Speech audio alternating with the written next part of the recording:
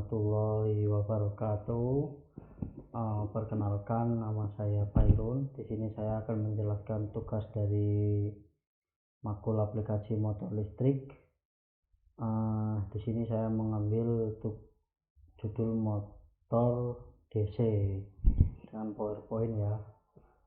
Ini nama dan NIM saya, Teknik Elektro semester 7 kelas karyawan.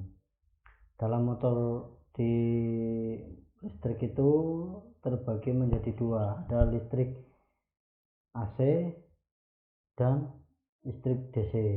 AC itu bolak-balik, DC itu searah. Untuk yang saya akan bahas adalah motor arus arah DC. Apa itu motor arus DC? Kita masuk ke slide berikutnya. Ini adalah konstruksi motor DC-nya. Di sini ada brusnya juga, ada wheel weldingnya, komutator. Ini adalah torsi, diproduksi oleh pengaruh timbal balik antara arus aksial yang dibawa konduktor pada rotor dan flux radial magnetik yang dihasilkan oleh stator. Flux dapat dihasilkan oleh permanen magnet atau oleh gulungan kawat tembaga. Ini adalah arus dalam motor DC. Di sini kita bisa lihat ya, awalnya arus listrik yang disuplai secara eksternal melalui komutator, dia masuk magnet, ada sudut selatan, dia masuk ke sini.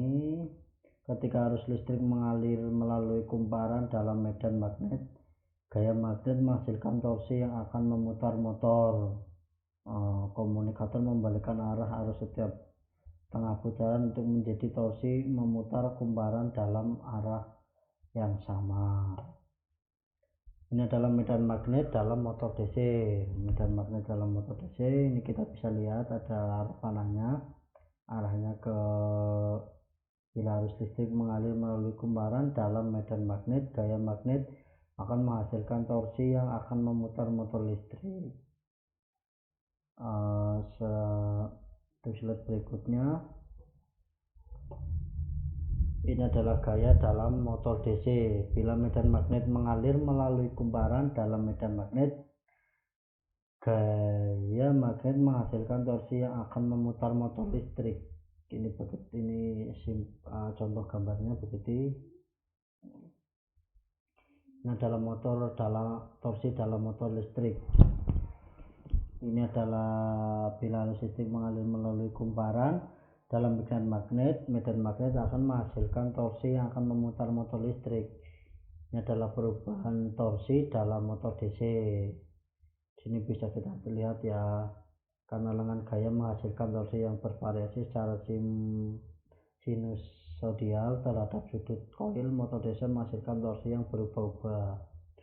Untuk menjaga torsi dari pembalikan komutator, mengubah arah arus pada titik di mana torsi akan nol. Ini adalah komutator dan sikat pada motor listrik.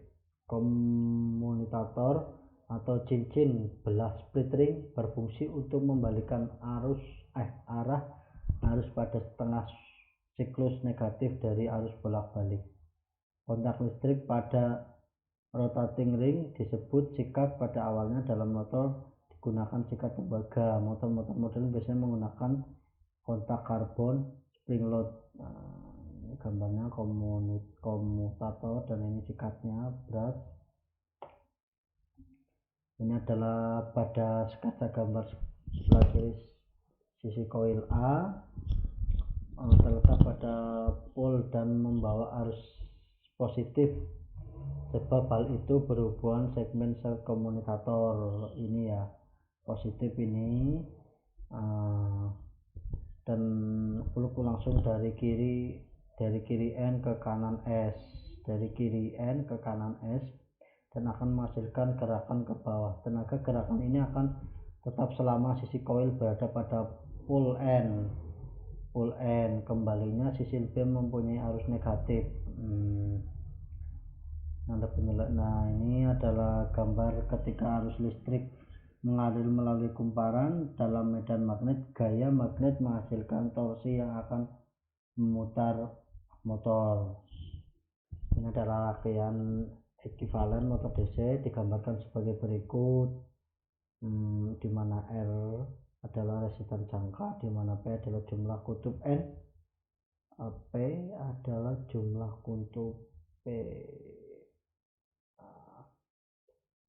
Persamaan tegangan motor DC, tegangan V yang disuplai ke jangkar motor berguna untuk mengatasi GGL balik, menimbulkan jatuh tegangan jangkar.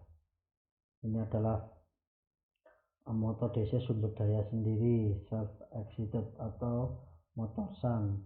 Pada motor shunt, gulungan medan shunt disambung secara paralel dengan gulungan dinamo seperti diperlihatkan berikut. Oleh karena itu, total arus dalam jalur merupakan penjumlahan arus medan arus dinamo. Ini adalah motor seri. Dalam motor seri, kumparan medan shunt dihubungkan secara seri dengan kumparan jangkar A seperti ditunjukkan dalam gambar 10. Ini gambarnya ya. Oleh karena itu, arus medan sama dengan arus jangkar. Berikut lengan kecepatan motor serinya.